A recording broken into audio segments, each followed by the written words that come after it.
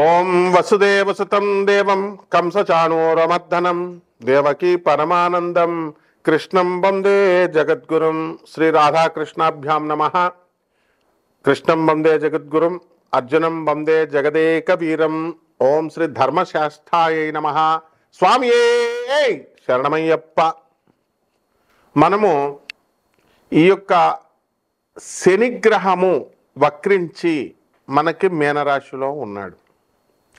మరి కార్తీక మాసం వచ్చేసరికి భక్తులంతా కూడా, అయ్యప్ప స్వామి భక్తులంతా కూడా నల్లని వస్త్రాలు ధరించి మనం అయ్యప్ప స్వామి కొండ మీదకి వెళ్తాం. అయితే ఈ నల్లది అనేటటువంటి వస్త్రాలు అజ్ఞానంలో ఉన్నారు. ఆ అజ్ఞానాన్ని పోగొట్టుకోవడం కోసం మనం అయ్యప్ప కొండకి వెళుతున్నాం, నల్లని వస్త్రాలు ధరిస్తున్నాం, జ్ఞానం ఇస్తాడు అని పండితులు చెప్తూ ఉంటారు. ఇదంతా పక్కన పడేసేయండి. ఇప్పుడు జ్ఞానం ఎవరికి అవసరం లేదు. ఇప్పుడు అందరికి కావాల్సింది ఏంటండి? డబ్బు, భౌతిక లోకంలో ఉన్నటువంటి సమస్యల పరిష్కారం అవ్వాలి. ఇది అయ్యప్ప స్వామి చేయగలడా? ఇది శనీశ్వరుడు చేయగలడా? ఇది ప్రశ్న, డైరెక్ట్ ప్రశ్న. నీకేంటి నాకేంటి, ఆ టైప్ అన్నమాట. అయితే ఖచ్చితంగా చేయగలుగుతాడు. ఈ డబ్బులు ఒక్కొక్కళ్ళు అవలేలగా సంపాదించేస్తారు. ఎందుకని?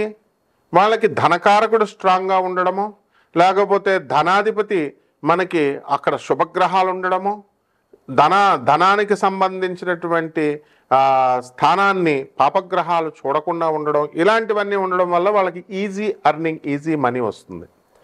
కానీ చాలామంది చూడండి, మేము ధర్మంగా ఉన్నామండి, చాలా కష్టపడుతున్నాం మేము వృత్తిలో, అయినా సరే ఈజీ మనీ రావడం లేదు, చాలా ఆ జీతం 10,000 సరిగ్గా రావట్లేదు, మేము కృషి చేస్తున్నామండి కానీ ఫలితం ఉండట్లేదని అనేటటువంటి బాధపడేటటువంటి వాళ్ళు చాలామంది ఉన్నారు. అయితే దీనికి కారణం ఏంటంటే మన గ్రహ సంపుటేనండి. ఈ గ్రహ సంపుటి ఉంటే ఇంతేనండి గురుగారు, జీవితాంతం ఇంతేనా అంటే ఇంతే, మరి తప్పదు. కానీ under special discretion power of lord Saturn and under the special discretion powers of lord Ayyappa, your evil effects can be nullified. అంటే అయ్యప్ప స్వామి తలుచుకున్నా లేదా శనీశ్వరుడు తలుచుకున్నా మనకున్నటువంటి ధనం రావడానికి అవరోధమైనటువంటి గ్రహాలు ఏవైతే ఉన్నాయో వాటినన్నిటిని ప్యాసిఫై చేసి, ఆ మ్యాలిఫిక్స్ని, ఆ చెడ్డ గ్రహాలన్నీ తీసేసి, ఏ గ్రహా అరిష్టస్థానగతాః తేషాం గ్రహాణం శుభ ఏకాదశ స్థానాఫలాభ్యాప్త్యర్థం. ఏ గ్రహాలైతే చెడ్డ స్థానాల్లో ఉన్నాయో ఆ గ్రహాలన్నింటినీ కూడా శుభస్థానాల్లోకి మనం రప్పించగలుగుతాము అని చెప్పేసి ఈ శాస్త్ర వచనం అన్నమాట. కాబట్టి ఆ రకంగా అయ్యప్ప స్వామి 41 రోజులు మనం ఎవరైతే దీక్షగా చేస్తామో, మండల దీక్షతో అయ్యప్ప స్వామి వారి యొక్క ఆరాధన, ఖచ్చితంగా వాళ్ళ యొక్క సమస్యలన్నీ కూడా తీరుపుతాయండి.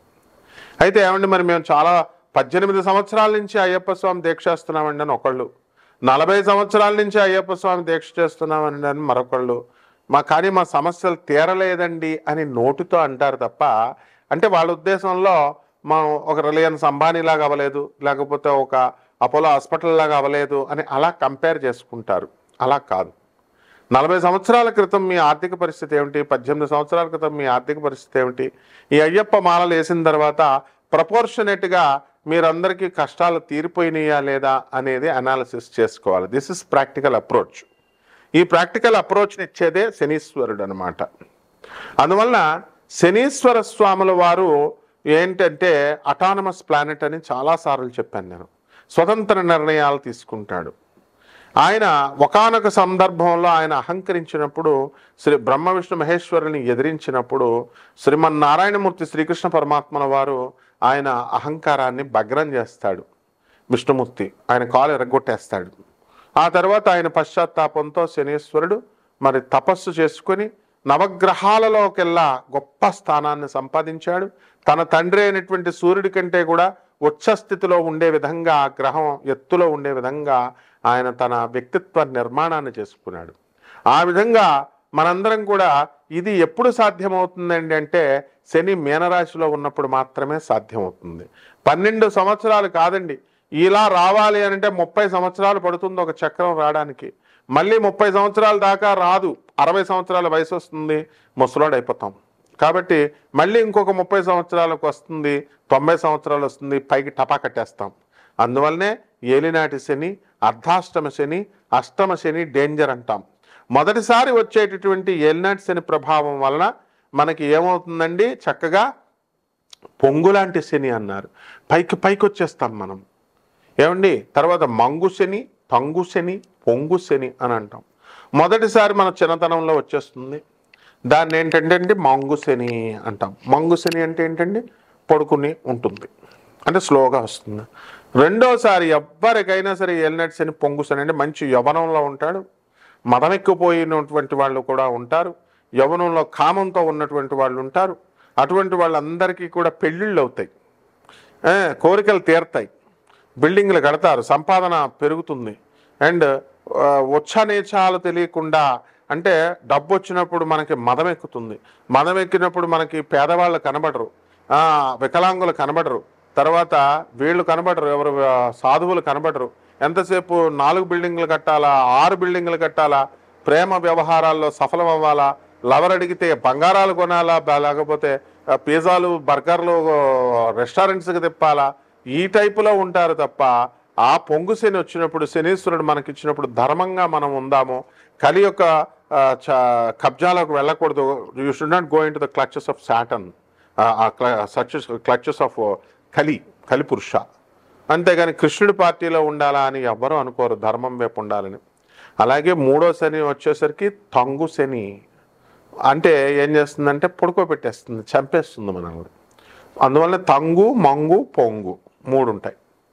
అలాగే అర్ధాష్టమ అష్టమ శనుల్లో మనకి లైఫ్కి డిసిప్లిన్ నేర్పిస్తుంది, కష్టాలను ఇస్తుంది. ఆ కష్టాలను ఇచ్చినప్పుడు మళ్ళీ రెండోసారి మూడోసారి మనం ప్రయత్నించాలనేటటువంటి దాన్ని నేర్పిస్తుంది.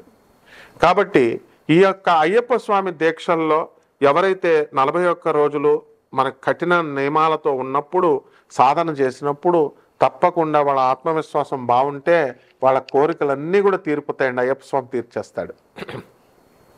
మీరు ఎందుకు చేస్తున్నారండి 41 రోజులు అసలు దీక్ష? సప్తాహ దీక్షతో పరీక్షిత్ మహారాజు శాపం వచ్చింది ఆయనకి. ఇంక 7 రోజుల్లో ఆ సర్పరాజు అయినటువంటి తక్షకుడే నిన్నొచ్చి కాటు వేస్తాడని ఒక ఋషి కుమారుడు శాపం పెట్టిన తర్వాత అతను 47 రోజుల్లో మోక్షం వస్తుందా, అసలు జీవిత పరమార్థం తీరుతుందా అని చెప్పి జనమేజయుణ్ణి, శుకుణ్ణి, వ్యాస మహర్షిని అందరినీ పిలిచినప్పుడు శుకబ్రహ్మ వచ్చి భాగవత సప్తాహం చేసినప్పుడు సప్తాహ దీక్షతో అతనికి మోక్షం వచ్చింది. అప్పుడు కూడా పరీక్షిత్ మహారాజు ఏమడుగుతాడంటే 7 రోజులు చేయాల్సిందేనా అండి, లేదా ఒక్క పూట ఒక్క రోజులో ఎప్పుడైనా 7 రోజుల్లో మనకి మోక్షం వచ్చినటువంటి ఉదంతాలు చరిత్రలో ఉన్నాయా అని అడిగితే, పిచ్చోడా ఒక్క క్షణంలో కూడా ఉందిరా భాగవతంలో, కృష్ణ అనేటువంటి నామాన్ని జపించితే ఒక్క నిమిషంలోనే మరుక్షణంలో కూడా మోక్షం పొందినటువంటి ఉదంతాలు ఉన్నాయి అని చెప్పేసి శుకబ్రహ్మల వారు భాగవత ప్రామాణికంగా తీసుకొని చూపించారు. కాబట్టి ఇంత అథారిటేటివ్గా చూపించారు, ఎంత అథెంటిక్గా చూపించారు. కాబట్టి మనము అయ్యప్ప స్వామి ధర్మశాస్త్ర అంటే ధర్మాన్ని శాసిస్తాడు ఆయన. అందువలన ధర్మం వైపు నడుచుకున్నటువంటి వాళ్ళకి ఖచ్చితంగా ఆయన కోరికలు తీరుస్తాడు. శనీశ్వరుడు కూడా న్యాయ దేవత, ధర్మ దేవత. అందువలన వీళ్ళిద్దరికీ కూడా చాలా పోలికలు ఉంటాయన్నమాట. అందువలన మహిషము ఆయన ఏం చేశాడు, మనకి మహిషాసురుని చంపాడు. మహిషిని ఆయన భార్య అయినటువంటి మహిషి అజ్ఞానాంధకారంలో ఉంటే ఏం చేస్తామండి మనం, ఎవరు చెప్పింది వినం. దున్నపోత అవతారం అంటే ఏంటండి, దున్నపోత అవతారం అంటే వాళ్ళు మూర్ఖత్వం వచ్చేస్తుంది. మానవుడు మృగంగా మారి ఎవరి తల్లిదండ్రులు చెప్పిన మాట వినకుండా, తల్లిదండ్రులకు తిండి పెట్టకుండా, చిన్నప్పుడు తల్లిదండ్రులు పాఠాలు బాగా చదువుకోరా అంటే స్కూల్కి వెళ్లకుండా, చదువుకోకుండా ఎదిరిస్తాడు. మధ్యలో ఉద్యోగం రాలేదని ఆ తర్వాత బాధపడతా ఉంటాడు. పెళ్ళం మాట వెండు, తాగొద్దురా చచ్చిపోతావంటే తాగుతాడు. ఆ తర్వాత స్నేహితులతో మంచిగా ఇచ్చేస్తాడు, ఎంజాయ్ చేస్తాడు. వార్ధక్యం కబలిస్తుంది, తర్వాత మనిషి చనిపోతాడు. పిల్లలకు పాప ఆస్తులు సంపాదించలేదని వాళ్ళు తిట్టుకుంటారు. ఈ సంసార జంజాటం ఇలా జరుగుతూ ఉంటుంది కదా. ఇవన్నీ కూడా మూర్ఖత్వం. ఎందువలన చిన్నప్పుడు తల్లిదండ్రులు చెప్పినప్పుడు, చిన్నప్పుడు మాస్టారులు చెప్పినప్పుడు, గురువులు చెప్పినప్పుడు, పెద్ద అయిన తర్వాత ఆధ్యాత్మిక గురువులు అంటే ఒక ఆధ్యాత్మిక గురువులు అంటే మీకు దొరికే ప్రతి ఒక్కళ్ళు కాదు నాయన. జగద్గురువులైనటువంటి ఆదిశంకరులు, వివేకానందుడు, ప్రభాత్ రంజన్ సర్కార్, ఆనందమూర్తి గారు, అలాగే పరమహంస యోగానందుల వారు, ఇటువంటి రమణ మహర్షి, ఇటువంటి మహానుభావులు చెప్పినటువంటి గురువులు చెప్పినటువంటి ఐడియాలజీని మీరు ఫాలో కాకుండా మీ ఇష్టానుసారంగా చేసుకుంటే అప్పుడేమవుతుందండి, కష్టాలు అనేటటువంటివి వస్తాయి. కాబట్టి ఈ రకంగా మనము ఈ మహిషము అంటే అదే అర్థం, మూర్ఖత్వము అని అర్థం. ఆ మనలో ఉన్నటువంటి ఆ మూర్ఖత్వాన్ని దీన్నంతటినీ కూడా తొలగించేది శనీశ్వర ఆరాధన, అలాగే అయ్యప్ప స్వామి ఆరాధన. 41 రోజుల పాటు మీరు అయ్యప్ప స్వామి దీక్ష చేయండి. మాల ఏమండి వేసుకోవడం కుదరడం లేదండి అని అంటే ఇంట్లో చేయండి. అయ్యప్ప స్వామి పూజ రెగ్యులర్ పూజ చేసుకోవచ్చు. ఆ విధంగా అప్పుడు ఉన్నటువంటి గ్రహ స్థితులను బట్టి కూడా మనం కనుక చూసుకున్నట్లయితే మనకి ఈ శుక్రుడు తులారాశిలోకి వచ్చాడు. బుధుడు వక్రించి నవంబర్ నెలాఖరికి మరి తులారాశిలోకి వచ్చాడు. శుక్రబుధులు ఇద్దరు కలిశారు. రవి నవంబర్ 15 వరకు రవి తులలో ఉండి ఆ తర్వాత వృశ్చిక రాశిలోకి వెళ్ళిపోవడం జరుగుతుంది. కుజుడు వృశ్చిక రాశిలోనే ఉంటాడు. అలాగే కేతువు సింహరాశిలో ఉన్నాడు. రాహువు మరి కుంభరాశిలో ఉన్నాడు. శని వక్రించి మనకి మీనరాశిలో ఉన్నాడు. కేతువు సింహరాశిలో ఉన్నాడు. ఈ రాశుల యొక్క గ్రహస్థితులన్నీ ఈ రాశుల్లో ఉండడం ద్వారా మనకి ద్వాదశ రాశుల వారికి ఏ ఫలితాలు ఇస్తారో మనం ఒక్కొక్క రాశి వారిగా మనం తెలుసుకునే ప్రయత్నం చేద్దాం. తప్పకుండా వాటి పరిహారాలు కూడా ఇంకా బాగా జరగాలంటే ఏమేం పరిహారాలు చేయాలండి? అసలే కార్తీక మాసం అయ్యప్ప స్వామి దీక్ష చేసుకోవాలా, శనీశ్వరుడు దీక్ష చేసుకోవాలా, వీళ్ళ యొక్క పూజలు చేసుకోవాలి. ఇంట్లో ఏ గుళ్ళకి గోపురాలకు వెళ్ళాల్సినటువంటి అవసరం లేదు. ఏ నియమాలు పాటిస్తే మనకు జరుగుతుందో ఈ వీడియోలో ఒక్కొక్క రాశి వారికి విడివిడిగా చూద్దాం. మేషరాశి. ఈ మేషరాశి వారికి అందరికీ కూడా ఏలినాటి శని ప్రభావం జరుగుతోంది ప్రస్తుతం. ఈ ఏలినాటి శని ప్రభావం అధికంగా ఉన్న సమయంలో మీరు ఎక్కువ దైవారాధన చేసుకుంటూ ఉండాలా. ముఖ్యంగా ఇది శనికి సంబంధించినటువంటి సాధన చేసుకోవాలి. అలాగే అయ్యప్ప స్వామి మాలలు వేసుకొని ఎవరైతే ఉన్నారో 41 రోజులు దీక్ష చేసేటటువంటి వాళ్ళందరికీ కూడా మీకు బ్రహ్మాండంగా శుభం జరుగుతుంది. మీరు అనుకున్న పనులు అన్నీ కూడా అవడానికి అవకాశాలు ఉంటాయి. కాబట్టి కేవలము మనకి శని మహాదశ, అర్ధాష్టమ, అష్టమ శనులు ఇవి జరుగుతున్నప్పుడు ఎక్కువ శనికి సాధన చేస్తాం. ఆ కేటగిరీలోకి ఈ యొక్క ఏలినాటి శని వచ్చింది కాబట్టి మనం ఏలినాటి శనికి మనము చేసుకోవాల్సినటువంటి అవసరం ఉంది. కాబట్టి ఆదాయాలు మీరు కోరుకున్న దానికంటే కూడా అధికంగా వస్తాయి. విదేశాలకు మీరు వెళ్తారు. విద్యార్థులు ఎవరైతే ఉన్నారో విదేశాలకు వెళ్ళాలనుకునేటటువంటి వాళ్ళకి కొన్ని అడ్డంకులు వచ్చినప్పటికీ కూడా ఇప్పుడు వాళ్ళు సక్సెస్ఫుల్ అవడానికి అవకాశాలు ఉన్నాయి. అదేవిధంగా ఈ యొక్క మేషరాశి వారికి అందరికీ కూడా మనము పంచమంలో ఉన్నటువంటి ఈ యొక్క కేతుగ్రహ ప్రభావం వలన పిల్లలకు సంబంధించినటువంటి సీట్ల విషయంలో, కోర్సుల విషయంలో, రకరకాల వాళ్ళ కెరీర్ విషయంలో మీరు ఎక్కువగా ఆలోచించడానికి అవకాశాలు ఉంటాయి. అలాగే ఇనుము సంబంధించినటువంటి వ్యాపారాల జోలికి వెళ్ళకూడదు. స్క్రాప్ ఐరన్ ఇలాంటివన్నీ కూడా. ఆయిల్ జోలికి వెళ్ళకండి.